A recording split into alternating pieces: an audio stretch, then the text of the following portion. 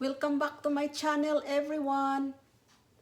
Today I will show you how to make Saskatoon berry muffins. In this bowl here I have 1.5 cup all-purpose flour, half a cup of oatmeal, dry oatmeal, and 3 teaspoon baking powder, and half a teaspoon of salt. Stir this.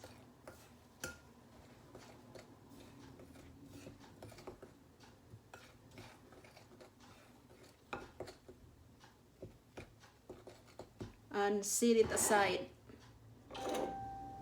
In another bowl here, I have a 1/4 cup of margarine,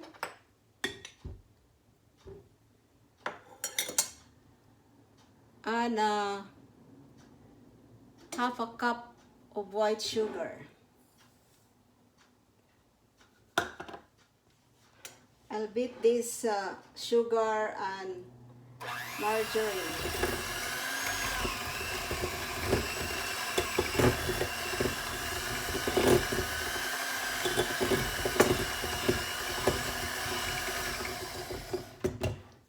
And add 1 egg.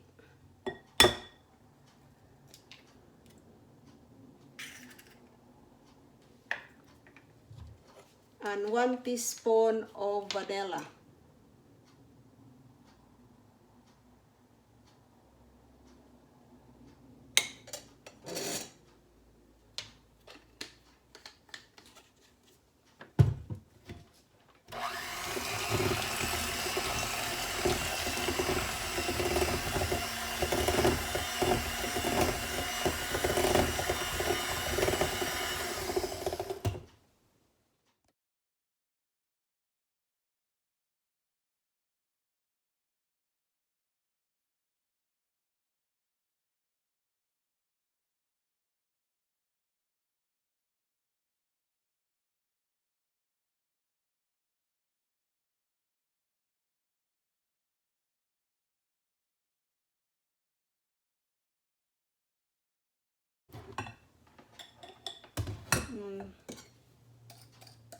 Mix this egg mixture.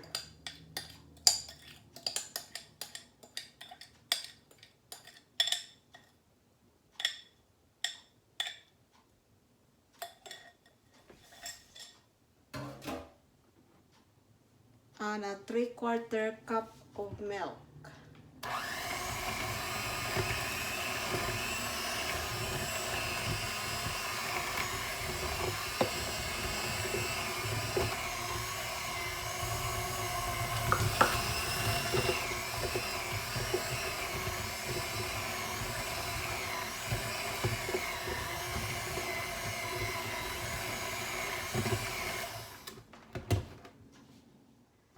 I have this muffin tins here.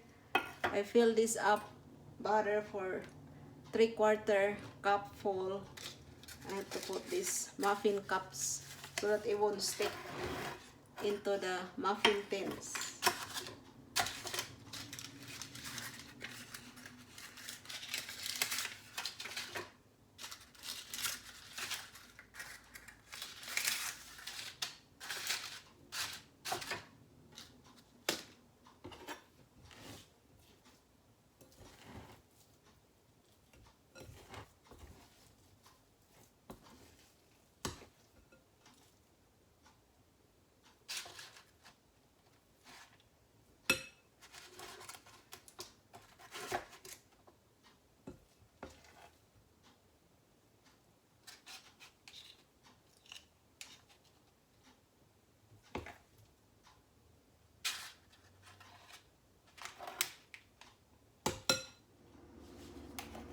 I will turn the oven for 400 degrees.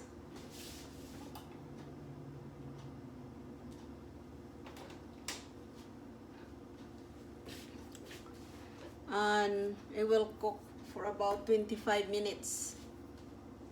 See you in 25 minutes.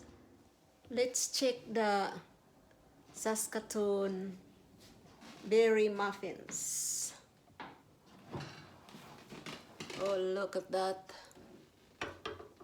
It's looking good. Take it out of there.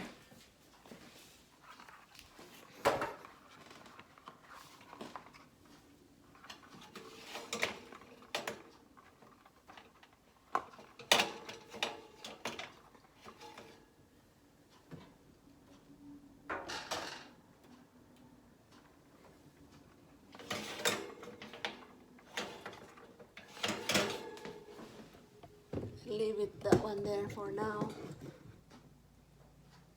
It's hard to hold a cell phone and eat the muffins at the same time.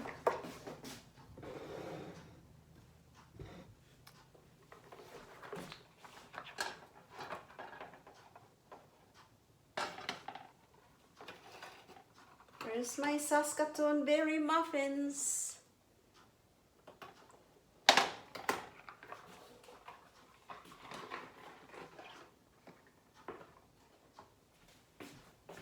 Smells very yummy. Look.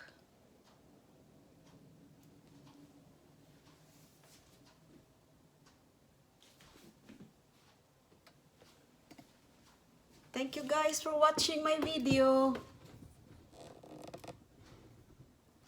You have a nice day. And please don't forget to subscribe and share and comments. Bye-bye.